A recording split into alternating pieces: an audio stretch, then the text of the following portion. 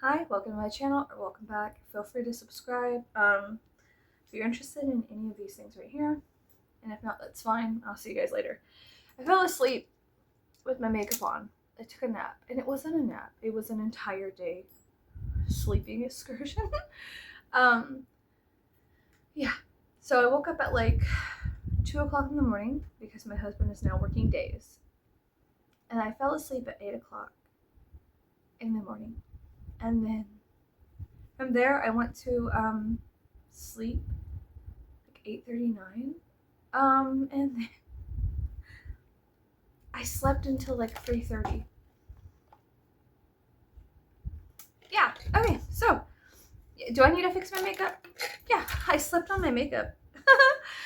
So I need to fix that. So yeah, that's what I'm going to be doing. I have these little chompers. I used to pretend that they were eating stuff when I was a kid. Yeah, I'm gonna put my hair up. Yeah. So I'm just so uncomfortable right now. My whole day is kind of fucked up because I slept too long. Every time my husband works days, it sucks. When he works nights, everything is heavenly and amazing and immaculate. And then when he works days, it's like, who am I? I hate everything. God, help us all. Like, whatever. C'est la vie, right? Oh, what the fuck ever. So, yeah, Jesus Christ, this is so bad. I would not be surprised if my entire pillow is covered in clown fucking makeup. Oh well, we're just gonna move on from that. Sorry, I have a box filled with all my makeup crap. And so that's what I'm beating up over here, a box. Is this a thing? I don't know. Let me think. So yeah, how are you guys doing? What are you guys doing? What are you guys up to? What are you guys interested in? How are you? I hope you're doing well. Sometimes it's just nice to hear somebody talk, and sometimes it's just nice to talk. Yeah, or whatever. Yeah, I'm doing much better today. I just took my medication, and yeah, I'm doing okay. Yeah, I'm doing much better today than I was yesterday. Well, yesterday I was doing fine, but I'm doing better today. If yesterday was fine, then today is good, which is an improvement, I suppose. Yeah. I was talking to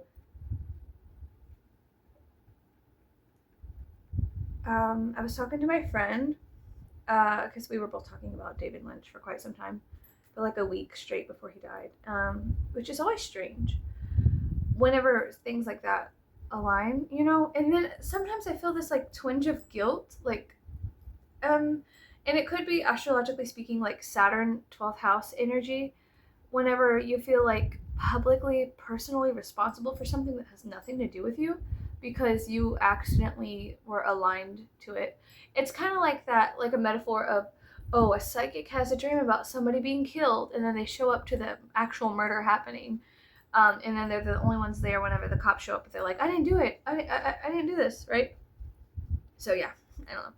But yeah, it's a weird kind of guilt feeling I kind of have. I don't know, like, could I have stopped it? No, but there's still like that oddness of the coincidence, which is not very coincidental.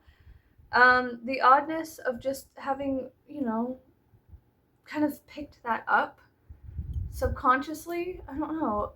Like, I don't know. I don't know what the fuck I'm trying to say, but yeah, it was just odd. So yesterday was fine, and today is good, which is fantastic. In retrospect, I suppose. Whatever. But yeah. So I was talking to my friend about. She does transcendental meditation, or TM. She is very much an amazing human being, and so yeah. But she does it twice a day, and she was saying like this. She did it more than twice a day, and they really suggest that you only do it twice a day or whatever. But I was talking about how I do it before bed, but some people think that it's not okay to meditate before bed because you don't really, you leave yourself open to certain things, but that's really the only time I have to kind of unwind without being constantly pulled out of myself to do other things. Um, I'm a mom and a wife, and I have crippling ADHD, which I do not medicate for. Um, and you're like, well, what does crippling mean? I think you know what it fucking means. Bitch, I suck at existing, not very good at it, being a modern human, not very good at it, not very good at it. But what I am good at is being an artist, knowing useless information, and helping people on the fringe, on the fringes of society reintegrate. That's what I'm good at. Now, is that everybody's cup of tea? No, but it's fine. So whatever. Flag off. Flag off. So yeah, it's whatever. But is it annoying to constantly compare yourself to the rest of the bulk of the herd and then be like, well, I'm not like them, I'm not like them, I'm not like them? Yeah, it is annoying because I would rather just be like, I am who I am, and that's good enough. But I am kind of like deeply insecure about my own existence, and perhaps that has something to do with my upbringing, you know? I wasn't really given a lot of opportunities to be proud of myself, even though I had to be proud of myself, and I was. A lot of my teachers were very, very proud of me existing, and they were like, yeah, you could do this, go. Go, weird girl, go. And so I found a lot of solace and comfort in my teachers' words, my mentors, my teachers, just kind of those Saturn-like people who were much older than me and much wiser than me and believed in me. Than my personal family, because my personal family and my personal friends at the time, whenever I was kind of really struggling with existence, being a teenager, being confused, things of that nature, they, my family and close friends were not helping me at all. In fact, they were kind of kicking me down further and further into this like horrific oblivion of, I don't know, like self-hatred and guilt about existence, which is a horrible thing for a friend to do. An alleged friend. If any of your friends treat you like dog shit and they're not your friends, fuck off. They're not your friends. Like, run, leave them, block them, whatever. Oh, well, they know some embarrassing information about my past. Are they leveraging your past to keep you in their company, to be their friend?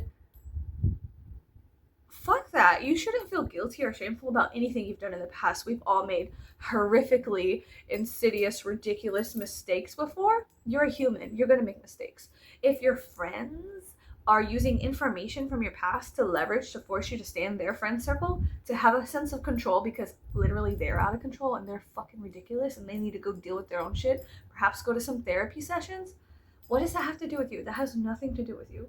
So, number one, they can eat shit and fuck off. Number two, you need to rid yourself of any kind of acquaintanceship, any kind of friendship, any kind of physiological, mental, spiritual ties, energetic ties to people like that. That is ridiculous, honey. That's nasty as hell. Fuck that. Fuck no, not today. Thank you kindly. There's a hair in my eye. And it won't come out. And my nails are growing out. And I watched Hostel and Hostel 2, and I watched the Hostel movies growing up, and so like I have like this weird eyeball fear, like of like popping my eyeball and goo coming out. You know what I mean? So like I'm like, there's a hair in my eye and it refuses to come out on its own. And I'm like, I will take you out. I will take you out. You know, but I could put contacts in fine. Anyways, this hair is like floating on my eye. What am I talking about? But yeah, anyways. It's better to be alone. It's better to be in your room, in your house, doing TM, transcendental meditation, twice a day, 20 minutes a day, than have fucking friends like that. What is that? What is that? Let them go into the world and fuck around and find out, because somebody's going to kick their teeth in for you. And it won't be for you, but whenever you hear about it, you'll go, Whenever they have their downfall, you'll just be like, wow, this is like amazing, you'll feel really good. You'll feel really good about it, okay? You'll feel really good about yourself because you let them go to fuck around and find out. Do you understand what I'm saying? Don't keep company with total fucking losers. Don't do that. This is 2025. Cut them off. Fuck them. But, oh, well, we've been friends for so long. It doesn't sound like it, babe. Sounds like you've been in a hostage situation and you need a fucking blank if you need some help, okay? Speaking as somebody who came from a situation like that, many situations like that, I've gotten into a lot of bad relationships. With men, with women, friends, lovers, acquaintances, whatever. I've gotten into a lot of bad relationships on accident.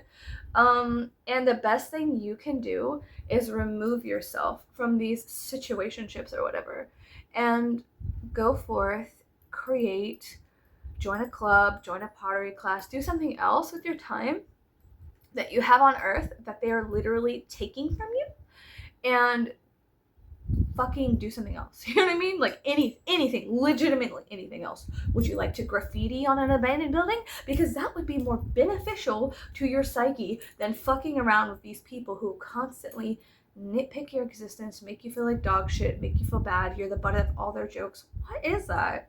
Like what kind of cruelty is that? Shut the fuck up. Anyways, whatever. Yeah, that's crazy to be like, oh, well, we've been friends for so long, that's why we have to be friends.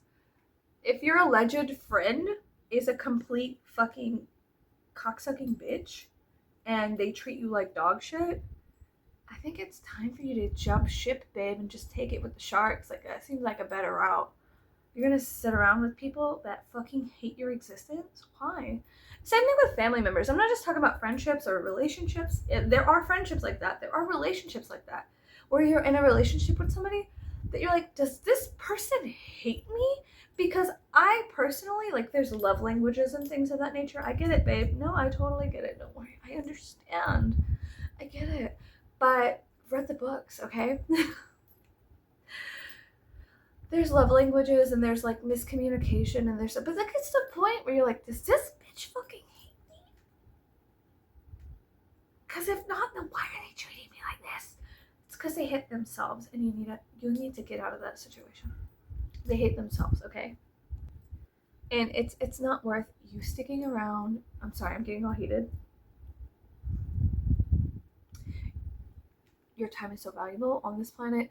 Do you want to, I mean, you could go and watch a TV drama series about people with fucked up relationships and be like, oh, I don't want to deal with that. You could vicariously learn from people on YouTube or stories or something like that. You don't got to put yourself in the fucking jaws of the lion. Okay, you can just fucking, like, you know, learn from my mistakes. Cut them off. Cut them off. And, you know, before it gets too much, you know what I mean? I don't know, it's crazy. Life is crazy. I've had a very interesting, horrific, strange, beautiful, absurd life. And what I can assure you is that once you leave these people behind in the dust of their own horse shit to their horrifically written play and allow them to act out on stage their stupid fucking trauma with somebody else, not you, your life will get better, because then you could go unfold and fall into yourself and like an ever blooming rose, discover who you are and what your purpose is and why you're here, instead of dealing with these distractions for people who don't want to deal with their distractions. And so the shit falls downhill kind of thing when it comes to that. And it's not worth it. It's not worth it at all.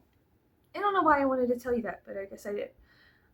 It's not worth it. It's totally not worth it to sacrifice yourself for the years of these people who are so fucking blind to their own issues.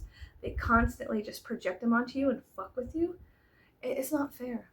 It's not fair to you. And if we're gonna be friends, if you're gonna be on my channel, if you're gonna subscribe to me, watch me, if we're gonna be friends, from a friend to a friend, it's not worth it. There's nothing you can learn other than, like, go read Codependent No More by Melody Beattie. That is a good resource for you to understand codependency, which kind of gets people stuck into relationships like that. And then narcissism, you know, and then also how you can let yourself go, because you're not Captain Save a Ho. You're not supposed to save these people. They're supposed to save themselves. You're supposed to save you're supposed to save yourself, okay? That's all we know that. Yeah. Yeah. Okay, for my makeup, the face, I've been using a concealer. This is what I've been using. I got it at Target. You can probably get it online. It is called Flat White Concealer GC968. That's what I've been using. That's what I used on my face today. This one, and then there's one called Fairest as well. Same brand. And I use a mixture of these two to achieve this look. And they're just concealers. They have a nice little feather brush. That's what I'm using today for my makeup. For my lips, I'm going to be using Napa Vineyard. Vineyard? What the fuck? I sound like an idiot when I talk. When I write, not so much so when I speak out loud. Like, from here to my hands, immaculate. From here to my mouth,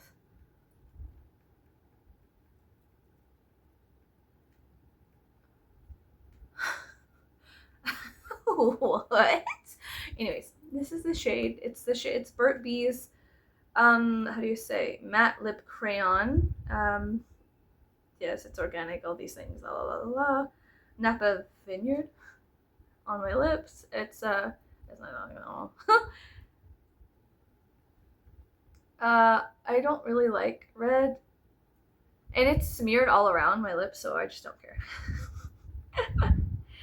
I'm not going anywhere today, I don't think. Am I? I don't think so. I probably should.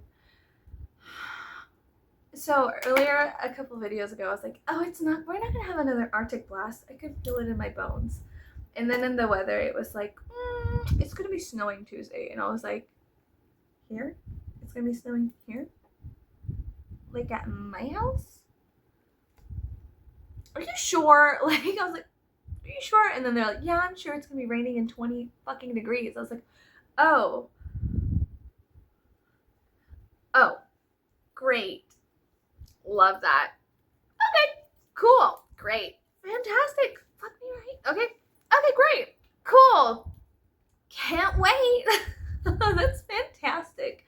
Love that. So it's going to be 20 degrees and raining Tuesday.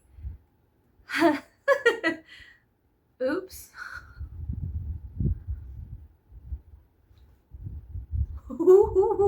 Look, if the weatherman can be wrong 60% of the time and still get paid, I can be wrong like 1% of the time. Right? Right? Anna. Do you guys want to talk about, okay, so I told you guys I have like a problem with being erratic.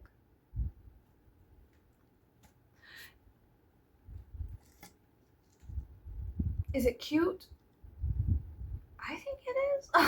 I think I'm adorable with my mental illness, but maybe other people don't. I don't know. God, my eyelashes are all fucked up because I slept on them.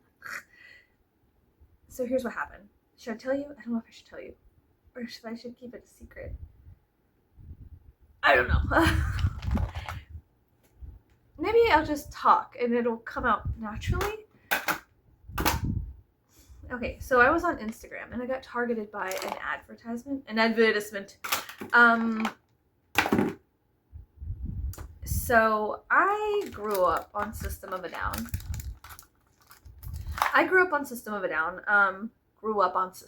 Like, grew up on them. Religiously listened to them morning, noon, and night, all day at school when we had any free time. I had like the headphones and the CD player, pop my CD, and I had to hold it a certain way, otherwise their CD player would skip. And if you were walking, it would skip too, because back in the day we didn't have, I was poor. I didn't have a cell phone. I didn't have an iPod or an iPod. All the rich girls, like 2 parents, had like iPods, and they were like, yeah, I downloaded my stuff off of like Apple, blah, blah, blah, blah, Apple Music, whatever. My life was a little bit different. We illegally downloaded music off of LimeWire, and yeah, or we stole it from the local bookstore, or we traded it with our friends, or if our friend had a computer, we would in class give them a paper of all the songs we wanted, and then our friend would burn the CD, bring it to class the next day or within the next couple of like the next week, and then you got like a burned mixed CD, right? That's like what we used to do back in the day. It was fun. It was a more intimate, you know, your friend had to go and fucking on LimeWire and illegally download this shit. We were pirates back in the day, babe. We fucking were. And sometimes you downloaded the wrong version of the song. I had a lot of there was like Linkin Park and like they call it MTV mashups. It was like Linkin Park and Britney Spears singing Toxic and some other thing. It was like a DJ mashup of songs. And so you would get the CD and you're like, yeah, hell yeah. And you get all these great songs, and then you'd hit a wrong song that was downloaded. And your friend didn't check before they gave it to you. They just downloaded and did it because they had like a little side business where they were illegally downloading music. And yeah, whatever. Oh, well, that hurts the artist. Does it really? Or does it hurt the fucking music industry of fucking perverts that are just ruining these artists' life and using them for money? I don't think it really does hurt the artist. I think it hurts the paycheck of the fucking person that they have to submit to in order, like their fucking record label and their producers. I think it hurts them more than it hurts the artist. That's something different. I think that all artists should be able to independently produce their shit and just put it out into the airwaves, and if they want to make money off of it, great. But I don't think that art should be solely created for fucking money. That is like the perversion of the human soul. What the fuck? That just makes me want to like hurt somebody. I just want to get into a fucking cage match with somebody whenever I have a lot of feelings about that. We're not going to talk about that. So anyways, yeah, I used to steal music off of the internet. Like, well, my friend did because she had a computer and I didn't because I was poor. So anyways, I grew up on System of a Down in that time period, whatever. So if we didn't have the CDs, which most of the CDs I bought were System of a Down, Breaking Benjamin, Linkin Park, and they had Korn. I was really into Korn. What else? I'm trying to go back to my library. I had a lot of soundtracks. I would purposefully go out and buy soundtracks because I'm such a theater hoe. And just this, I wanted to be a director and actress and like a writer when I was older. So I really devoured soundtracks.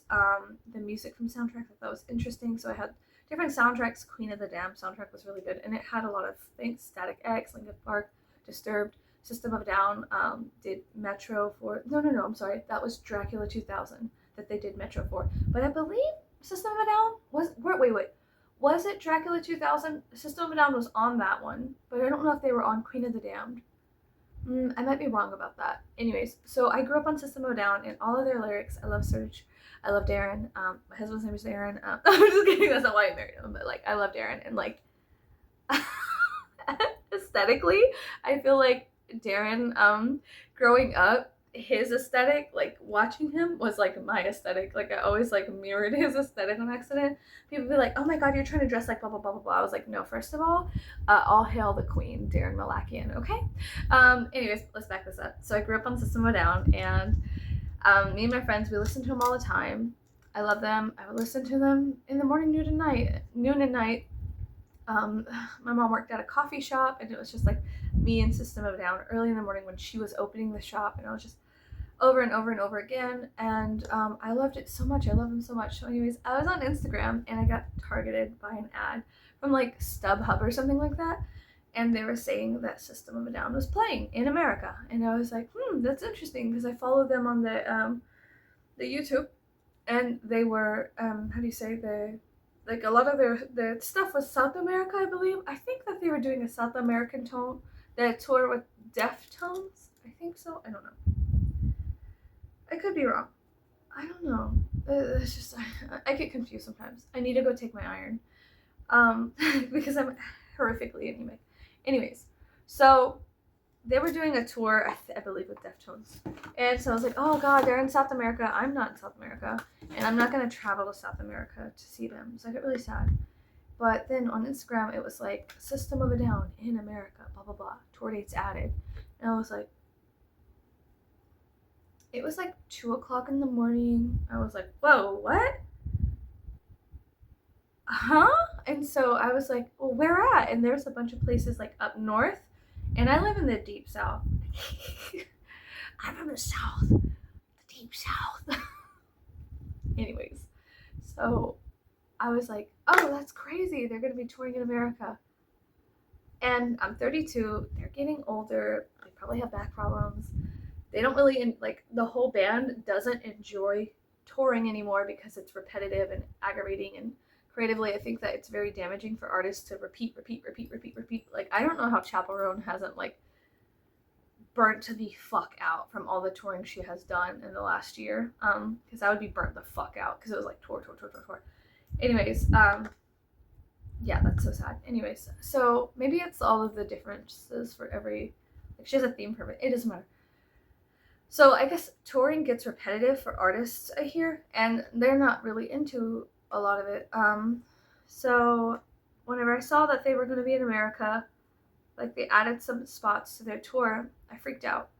And I went to look at tickets. And of course, I don't know, it's really sad. When I was a kid, it was like $20 a ticket for like general admission. It was like $20 a ticket. Like $22 you could get in and stand in some dive bar, some little fucking bar, or like some jazz, how do you say, like a jazz coffee place, and like listen to your favorite like metal bands or screamo or whatever. You know, back in the day, back in the MySpace days, and it was just so different. And now it's like easily 200, 250 just for general admission, just to stand around and fuck off. And like, it's just, everything has become so inaccessible as an adult. All the things that I thought I would grow up to do and be, and it just feels, maybe it's not inaccessible, but it feels like you have to really, you can't just, oh, I'm gonna go and do a thing.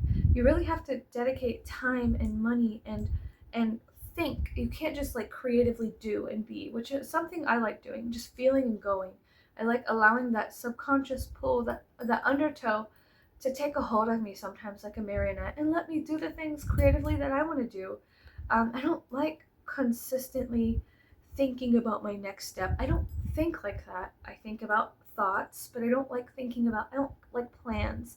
I don't like being meticulous with plans and having a step-by-step. Well, today I don't like routines as much, and it's just a lot of things personally with me that it's very disturbing to have to like think, oh, well, I have a family of 4, and my entire family, including my 8-year-old, listens to System of a Down. My 8-year-old listens to System of a Down, knows all the lyrics, knows different CDs.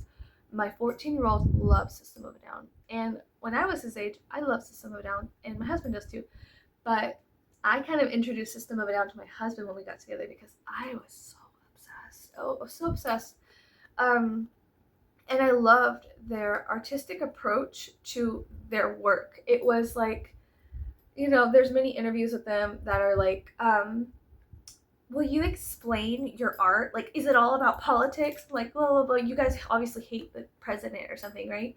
And they'd be like, just fucking around during every interview, destroying every interview, because it's like, I'm not going to play your fucking games. I'm not going to describe your, like, what my art is supposed to mean. You're supposed to actually fucking have an opinion for yourself. And that was my introduction into, like, real free thinking. I'll never forget the first time I heard them. I was sitting on my bed, getting ready for school, and I was just kind of like angry. I was so angry and mad at everything, my situation, that I was powerless to do anything about it. And Questions came on the TV back when MTV was MTV. Questions came on, and I was like, what the fuck is this? And my ears perked up, and I looked. I was late for school because I sat there and I was like, no, wait. And like, it hurt me because we did not have YouTube. You couldn't just go back and watch it. It was something that they broadcasted to you. You saw, and if you were lucky in the future, it came back on.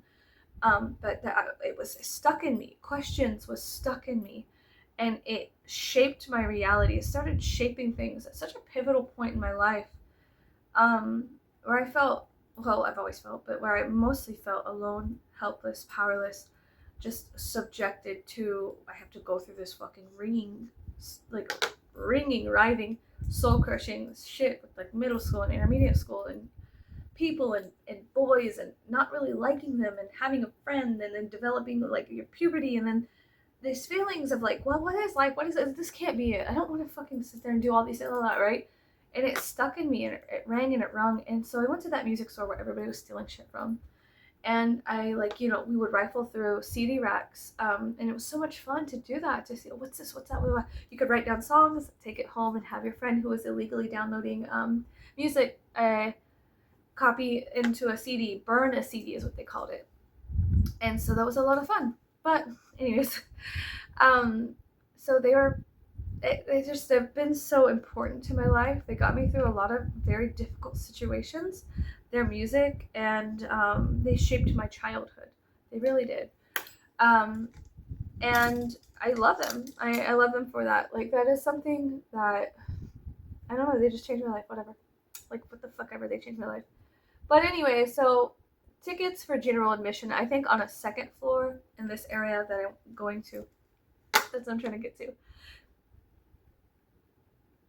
So we had paid off the tickets for Breaking Benjamin because I had to get like a loan through like Klarna or something like that to purchase the Breaking Benjamin tickets that we went to recently. We saw Breaking Benjamin, Daughtry, and Stained. And that was kind of like a surprise for my husband because I didn't tell him I was doing it. I just did it. And it was amazing. It was amazing and immaculate. But that was very expensive. It was very expensive. A family of 4 going to see these places. Very, very expensive.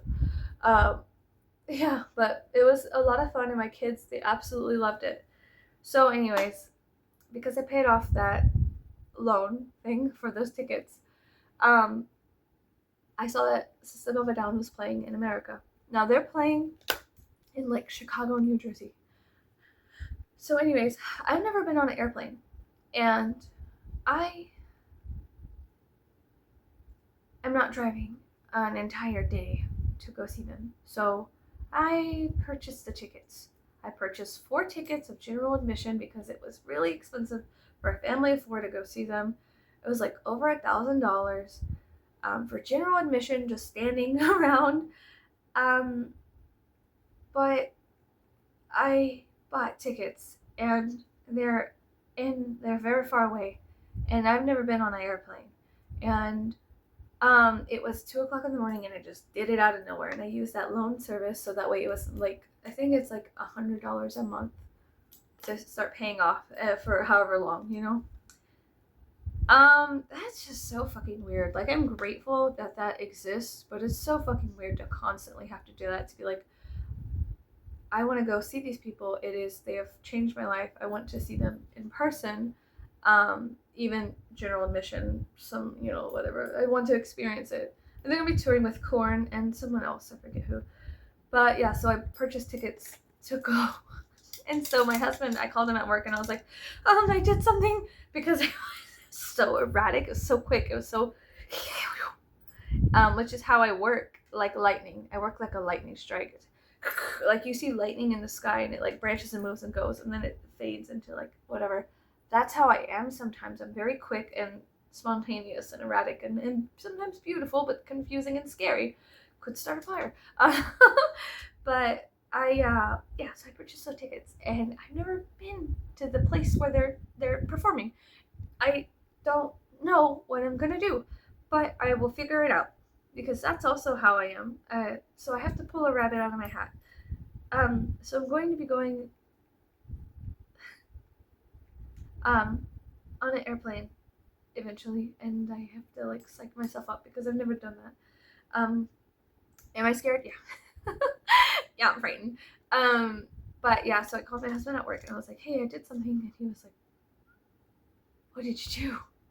What did you do? Kind of thing, like, because he knows me. We've been together since I was 16. He knows me. So I told him, I was like, I purchased tickets to go see System of a Down. And then I told him the state they were in, and he was like, what the fuck? I was like, no, it's fine. It's like in 8 or 9 months. It's fine. We could figure something out. I'm sure we could figure something out. Like, we always do. And so don't worry, I'll handle it. Like, I made this mess. I'll handle it. And he was just like, babe, what the fuck? And I was like, I'll figure it out. Just want to tell you, I did something. And anyways, it was really funny to me. I thought it was funny. Now, did he think it was funny? Probably not. He's married to me. Anyways, that's fine. So, yeah. It was fun. It was nice. It was nice to honor that aspect of myself that's kind of like crazy, whatever. I don't know when they're going to tour again. They are getting older, and touring is like, I can only imagine that it sucks to tour, but it's beneficial. They make a lot of money touring. I think that money from touring mostly goes to them, and I believe at this point in their lives that they're independently, they have their own record thing, so they produce their own shit. I'm pretty sure, I'm not 100% sure, but I think that's what's going on, which I hear is way better than having to go through all this crazy shit. Every singer that I've ever talked to always fucks their producers. And with all this stuff coming out about the rap industry and things like that, it's no surprise to me personally that there's a bunch of insidious clusterfuck losers that are ruling the planet. Like, it's no surprise to me. So anyways, it really sucks. Every time I see a singer that's overdosed or died or whatever, I'm just like, golly, that sucks. Yeah, it's crazy. There's a lot of thoughts and feelings I have about that, which are very confusing. So anyways, yeah. And now I have to find a hotel room. I have to find tickets, flights, and I have to now I have to plan. So it was fun purchasing the tickets and being like, adventure, wee, wee. Like, that's how I am. I'm just like, whoa. I cause chaos for fun and a good meaning. I have good intentions. That's a lot of fun. We all love them, and so it made sense. But then there is that aspect of myself where I'm like, well, now I have to figure out how the details. And that's where the devil is in the details of how the fuck we're gonna pull this out of my fucking ass. We're gonna pull this out of my ass. And so before you go like, oh my god, I can't believe you could do this kind of stuff, blah blah blah. Here's the thing. We had $100 in a savings. We had some money set aside for other things, but through that loan service, which I'm pretty good with paying loans, I'm very good with that stuff. There was a couple things I understood. We have a boat. It's like an old Bobby Boucher kind of boat, very old from 1987. Very, very old boat.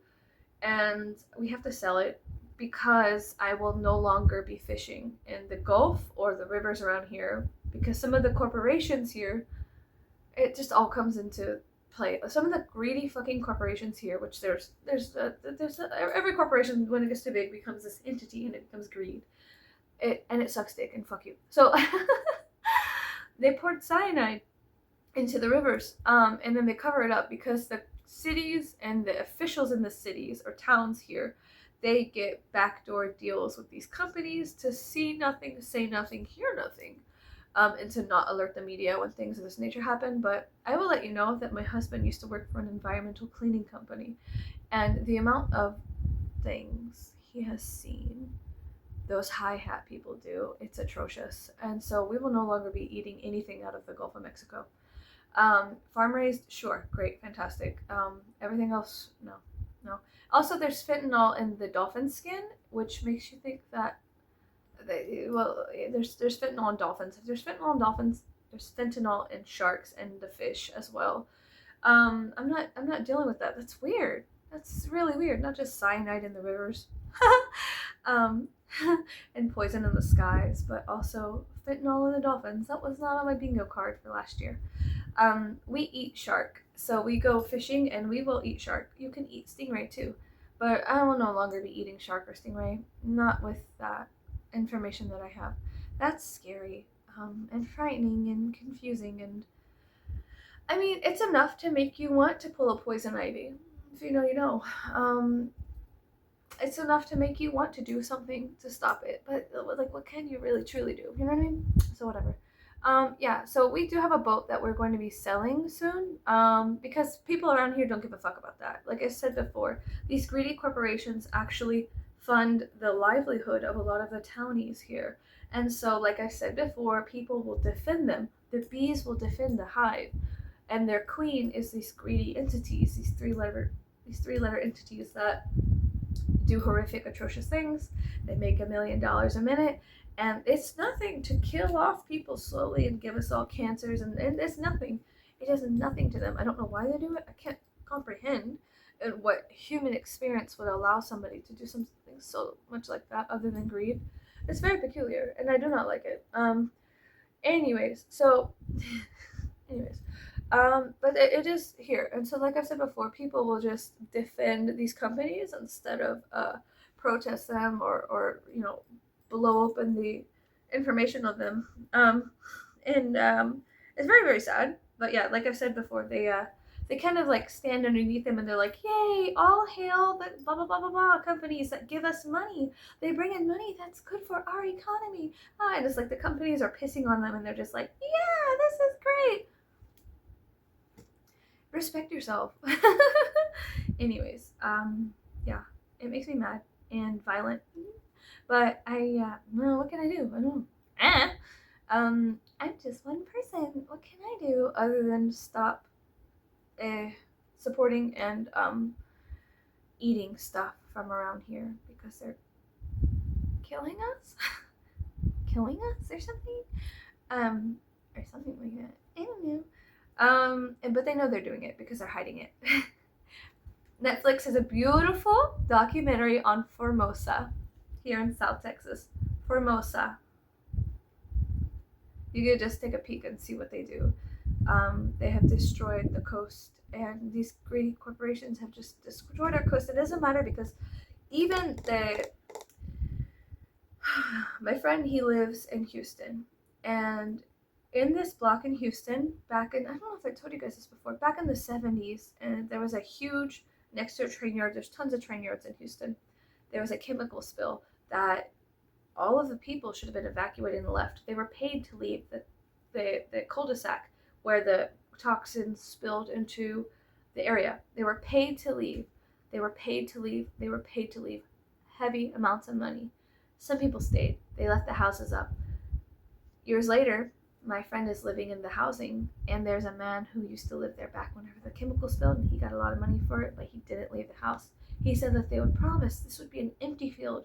Nobody would be living there, but they're renting out all the houses for atrocious amounts of money a month without telling them that their soil has this insane fucking chemical in it that they paid heavy amounts of money to people to leave. Cancerous? Most likely. Deadly? Most likely. Do they tell any of the renters?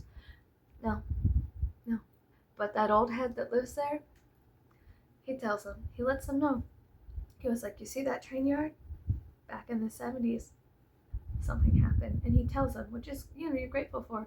But for somebody like me who homesteads and wants to improve the soil and also be very, very intimate with my own food cycles, number one, it's becoming increasingly concerning because the air, the water, the soil, it's all poison.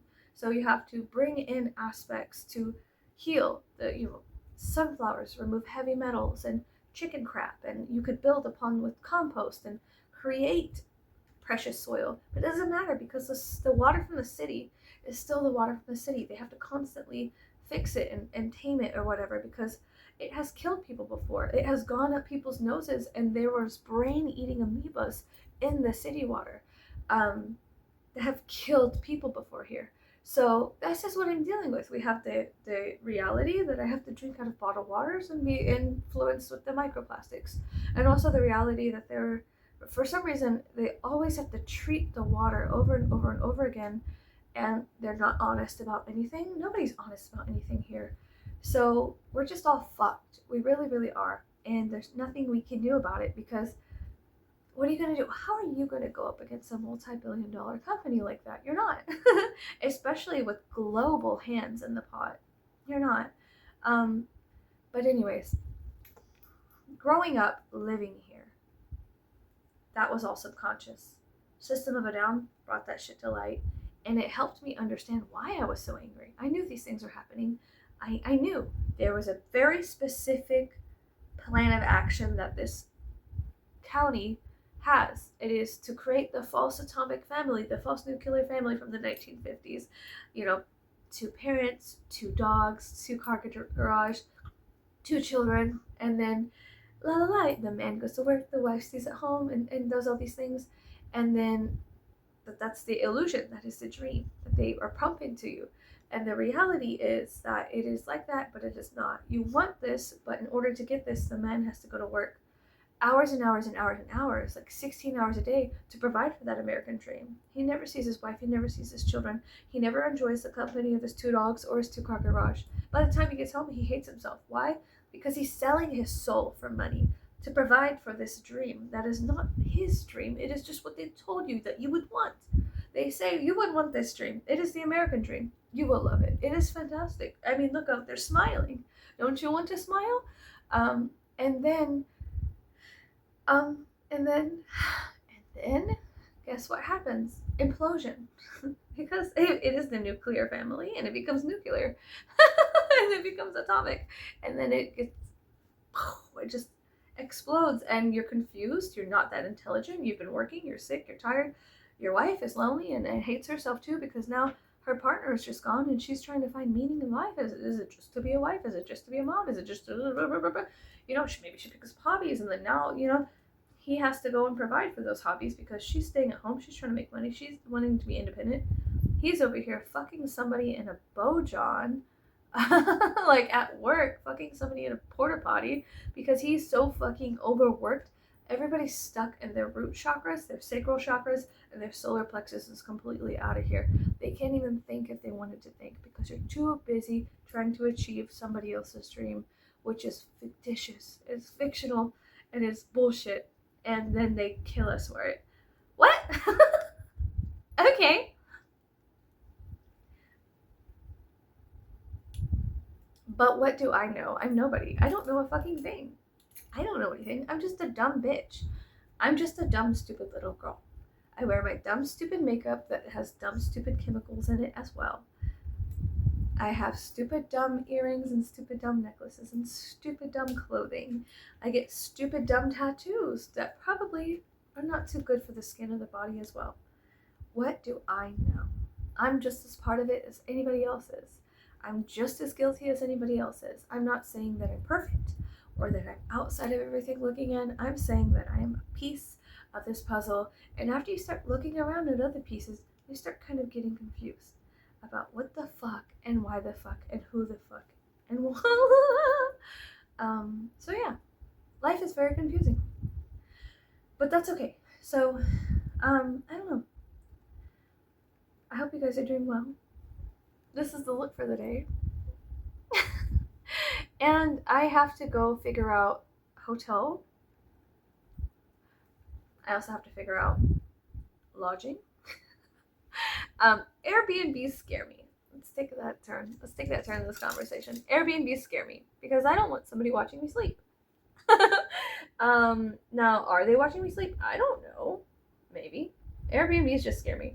And I'm traveling with 2 children, and so my biggest issue is making sure that we are all safe, happy, healthy, wealthy, right? That's like my thing as a mother, as a protector. I'm very much like a lion.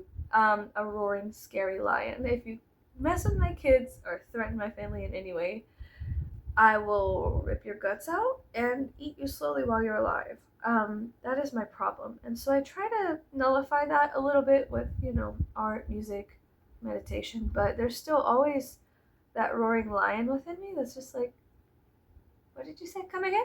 What was that? Okay. What was that? What? So I want to make sure that while we're traveling that we're safe. And traveling sometimes can be dangerous. So yeah, I've never been on an airplane before. I'm actually very, very frightened of airplanes. I'm very scared of Boeing. They scare me like a lot, like super a lot, like a bunch. Yeah, I'm very frightened of airplanes. I have this repetition vision of myself with black hair, but I was a young girl. This is going to get into this is where the fear of planes comes from. For many years when I would meditate, I would have this repetitive vision that was like looped and looped and looped and looped, and it was me as a young girl with black curly hair in a dress, and I'm falling out of the sky, and I land on a conifer, like a tree, like a Christmas tree looking, the kind of trees.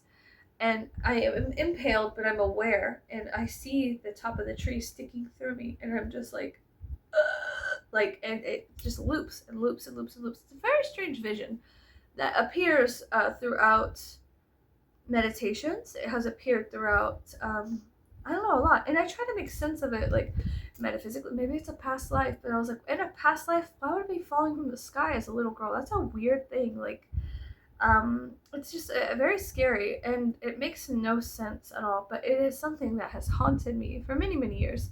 So I have this unconscious fear of that happening again and impaling myself, falling from the sky. And I know that's so insane sounding. Sure, of course, why not? But it's also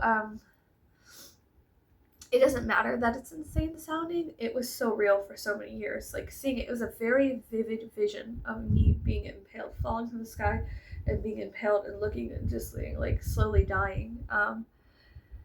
So yeah, I have this like weird fear of flying, but also my vertebrae behind my heart are smashed. They're broken, and I didn't get the plasty. There's a surgery where they put a balloon in your spine and blow it up and fill it with cement. I did not get that surgery done. Instead, I opted to have my nerves burned. But your nerves do grow back. So I have a back brace coming in. Such a loser. I have a back brace coming in. But it's shipped, but the weather has impeded or impaired. Impeded. I don't know the words. I don't know words. I'm stupid. Don't listen to me. I'm fucking dumb. Sorry. Oh my god, why did that hurt my hair? So, anyways, I have a back brace coming in that should help with my spine and my posture. So I hope that does help. But yeah, I don't know. I don't know. I don't know, something like that. Because my spine is broken. No, it's not broken. The vertebrae are smashed. Is that broken? Yes. If your vertebrae are smashed to bits and pieces,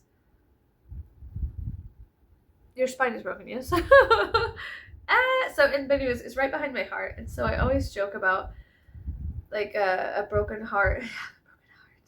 But it's interesting, and I've talked to shamans and some of my friends that were like this indigenous woman, she and her wife, they have a like a drum circle, and also it's kind of like a drum circle / AA meetup. They do a lot of boots on the ground stuff when working with addicts and people from broken families. And she is indigenous, and she does believe that everybody should have access to healing. So what she does is she has a drum circle that everybody is open to go to, and she has created this beautiful family of ragtag misfits who just are looking for love and communion and community. So whenever people tell me stuff like you can't sage because you're white, it makes me think of what she's told me. An indigenous woman told me is that your skin color doesn't determine your relationship with God or the gods or spirit. It doesn't matter. It craves a relationship with everybody. Divine love is accessible to anyone. And so I don't know, she was very pivotal in my understanding of spirituality. And I'm indigenous as well. I'm a mixed. My grandmother is a native woman from Mexico, and so no, it's not it's not American indigenous, but it is Mexican. She's an indigenous woman from Mexico, and it goes down all the way into she's like Aztec, Mayan, and Incan, South America as well. You could trace her blood back to indigenous blood back to. So I think that's very beautiful and interesting. But something that woman told me was, she would go to powwows and get into fights with elders who were very racist and wrong. And she was like, how can you sit here and claim that you are an elder and you're systematically exiling and excluding people who are coming to you seeking help? How can you sit there and by the color of their skin, the shade of their skin, the contents of their external, you can sit there and project your insecurities and inferior issues onto them and claim that they are not welcome to exist? Who are you to make those decisions? So I loved sitting there and listening to her and her wife talk about spirituality and all of their hard work. I mean, I've seen her do some amazing things, and she was also a veteran, and she's just an amazing person. She's done a lot for the community here in Texas, and as well as for people who needed help, addicts and things of that nature. She's just a good, kind-hearted person. She's funny, hilarious, beautiful, and real strict and real with you whenever you need it. She's a real person. She's not like these people online that are like very, they're like, oh, sage is a closed thing. You're not allowed to do it. And it's interesting because it'll be a lot of people who have nothing to do with like the indigenous culture or community telling you how to live your life, and how you can and cannot. And it's interesting to watch people police spirituality. It's just a human thing. I think it's a pecking order thing. It's a very egotistical, ridiculous thing that we do to try to defile somebody else's spiritual process when it is their own. You know what I mean? That would be like me, like in my little autistic routines. It'd be like you coming into my autistic routine and telling me that I couldn't check every lock on my door because I wasn't the person who manufactured the locks on the door. Like, I have. What are you talking about? You know what I mean? Like, it's just there's a lot of ridiculous going around, and like I've said before, I think that has to do with the challenges and the High Priestess card in tarot. She is veiling the information, and you will be challenged. People will come up to you and tell you that you're not this or that, or you're not worthy to receive some kind of information or to participate in something. To an extent, you either challenge back these challenges, or you fall and succumb to the I am not worthy. I'm not, or I am. There's two things. There's a high and low vibrational frequency that you'll have to wander about. There's rings in a ladder. You could either go up or down and look at each individual one and try to figure out what is and what isn't, for those individual, for your individual perspective, and then also the individual perspective of every ring in the ladder or rung in the ladder. But yeah, it's just very interesting. It's very, very interesting. Anyways, growing up, System of a Down really helped me through a lot of my stuff. And it didn't hurt. That Serge was completely beautiful. He had the most beautiful, luscious hair. And I was just like, and I also love Claudio Sanchez from Coheed and Cambria because his hair was just this beautiful locks. I call them curly locks of thunder. They're just so beautiful, the perfect curls, and oh my god, the most beautiful hair in the entire universe. I love hair, and I love hair texture, and I love looking at people with beautiful hair. Men, women, doesn't matter. Animals. I love hair, and so I love like looking at textures and stuff like that. I don't touch people's hair without their permission, and I would hope nobody touches my hair without permission. People have done so before. I used to spike my hair up in high school, and maybe I'll put a picture right here. I used to spike my hair up, and people would come up behind me and ruffle it, and I was just like, okay, whatever, But yeah, I don't know. Anyways, so yeah. We're gonna go see System of a Down. I had to take a loan out to get the tickets. I have to go figure out like what I'm going to do with the airplane stuff. I've never gone on a plane before. I'm so nervous, and neither have my children. My husband has, and he's just like whatever. Like he's kind of that kind of guy. He's like, yeah, whatever, cool. Like he couldn't be bothered by anything. I am bothered by everything. So anyways, I'm gonna go. Don't let anybody tell you that you're not worthy or you can't do something because they said so. If you feel so inclined and so pulled to something, you need to investigate your personal path. That's what I'm saying. I'm not saying that you should go into closed practices and insert your penis there. Do you understand what I'm saying? I'm not saying you should like have a fucking pissing contest with people in indigenous tribes. I don't think that's correct. I do think it is correct to ask questions and to be genuinely curious, and come from a place of genuinely wanting to understand something. No means no, and I understand that. But like I said before, a lot of people growing up told me because of the color of my skin that I wasn't good enough. And then whenever I took like an ancestry test because I was so displaced from my family, I believed the words of people like, you're not good enough, you should go off yourself, you're not allowed here, this and that. A lot of challenging words, really mean words to a very young mind that should have never heard those things. And the world was much more cruel when I was growing up. There was not all of this understanding or people fighting back. There was a lot of people just being like, God, shit, fuck, man. Maybe they're right. And I was definitely, I fell victim to those kind of like, that, like, I am not right. I'm not right. You're right. I'm wrong. And then growing up and then taking the test results and things of that nature and figuring out where my ancestry lies and where it was and where it wasn't, I had every right to ask questions to people who should have been my elders, and they neglected me because of their personal racist bullshit, which is interesting because number one, it's good that they rejected me because they were being racist. Who wants to learn from somebody like that? Do you understand? So that kind of challenge is a good thing, to be like, what do you have to offer other than hate? What do you have to offer other than hate? But it also made me hate myself for a long time. I hated whenever my skin got too light. I felt like I looked too much like my mother, and I couldn't remember what my father looked like. And I was these two different worlds that came together out of friction one night in 1992. And so, like, is that my fault? No, it's not my fault that I exist. But I do, and I am two completely different worlds in one. So it's kind of my own individual burden to kind of navigate these waters between what is and what isn't, and how I am on those thresholds. And that's okay. It's just my personal burden to be like, well, yeah, I'm German, I'm Jewish, I am Spanish, I am also, like, I have indigenous ancestry from Peru and Bolivia, from Mexico, indigenous Mexican blood, and I am all of these things together, you know? I am all of these things together. I am. So how can you tell me that I should not exist and I don't have a right to exist when I'm sitting here living and breathing? Like, either put a gun to my head and end it, or get the fuck out of my face. Like, that's the kind of stance I had to take for quite some time, was to be almost like I had to develop a spine, the Osiran backbone, if you will. I had to develop confidence, which was very hard because for a long time I had like this very weak spine.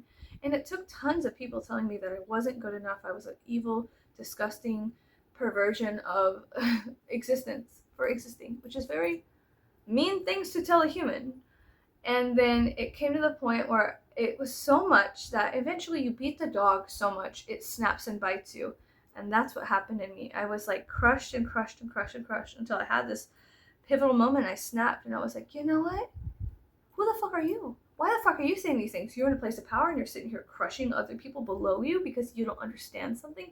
You can't form an opinion on something that isn't completely racist bullshit. Like, who are you? And why are you in power? And who put you in power? And why do these people listen to you if all you have to do is spew hate? That's interesting that you claim to come from a place of love, even though you hate me for existing and you don't even fucking know me. But I am some kind of reflection of violence and anger within yourself, and you project it onto me, and then you bash on me, and it became, I started biting back, and I started questioning, and I got mad, and I developed a spine, and I became a cunt, and I became a total bitch, and I was like, listen, I don't give a fuck if you don't like me.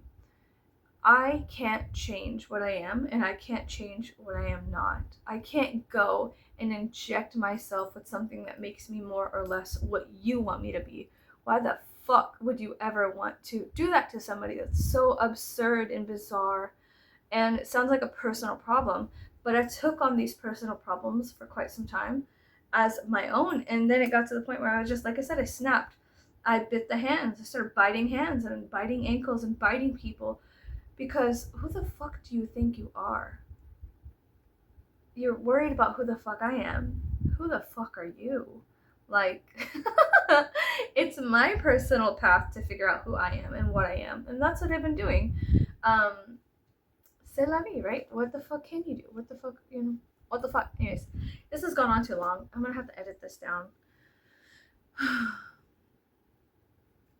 Some doors are supposed to be unlocked and opened. Some doors are locked for your good. Sometimes not every person you are seeking attention from or recognition from or even communion with, you're not always supposed to be in their presence, like I said before. Some rejection is good because it protects you. Rejection is not always a bad thing. If a complete narcissistic twat rejects you and tells you all these things and they're mean to you and it pushes you away, fantastic, because why the fuck would you want to be an audience member to somebody of that caliber? You should not want these things. You should want to place your purpose, your creative purpose, on a throne and keep that North Star as your focal point. And you will fall, you will fail, and you will look around and get distracted, as we all do. But it is like an archer who is supposed to like hit their mark.